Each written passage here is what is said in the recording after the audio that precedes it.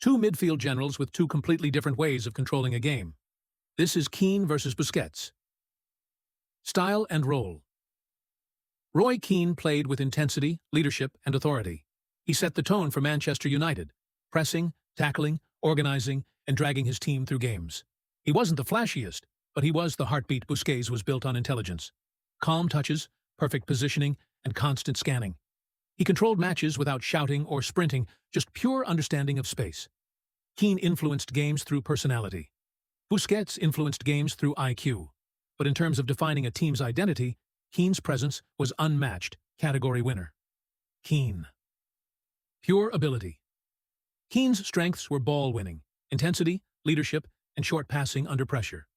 His weaknesses were limited creativity, not being a natural long passer, and relying heavily on physical dominance.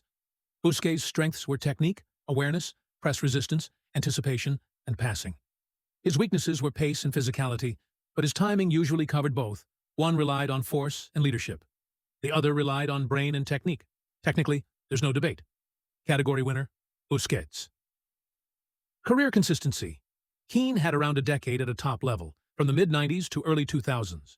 When fit, he was almost always reliable, but injuries and his physical style shortened his peak. Busquets stayed elite for over 10 years. From 2009 to 2019, he was an automatic starter for Barcelona and Spain. Rarely injured, rarely out of rhythm. Keane stayed high level. Busquets stayed high level for longer, category winner, Busquets. Both on their best day. Keane's peak came around 1999 to 2001. His performance against Juventus in 1999, tackling, scoring, controlling the match, is still one of the greatest midfield displays ever. Busquets' peak from 2009 to 2012 saw him dominate World Cups, Euros, and Champions League finals, with complete control and calmness. He dictated games without ever looking rushed. Keane's best days were driven by emotion and intensity. Busquets' best days were driven by control and perfection. Both elite. But Busquets' top-level football reached a higher technical standard, category winner, Busquets. Big game record. Keane was immense in big moments. FA Cup finals, league deciders, and that night in Turin. He lifted United when they needed someone to take over physically and mentally. Busquets played in more big finals, Champions League finals, a World Cup final, a Euro final, and won almost all of them.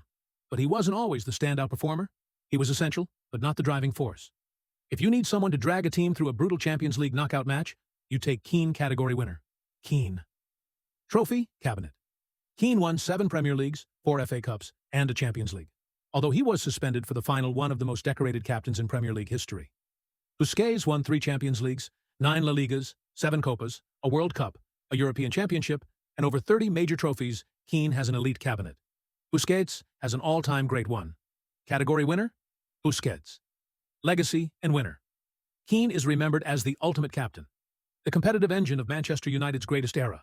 Busquets is remembered as a midfielder who changed how the holding role is played. A key part of one of the greatest club and national teams ever. One led through force.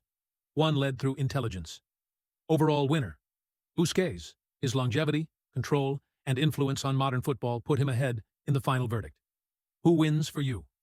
Tell us in the comments. And subscribe for our next battle.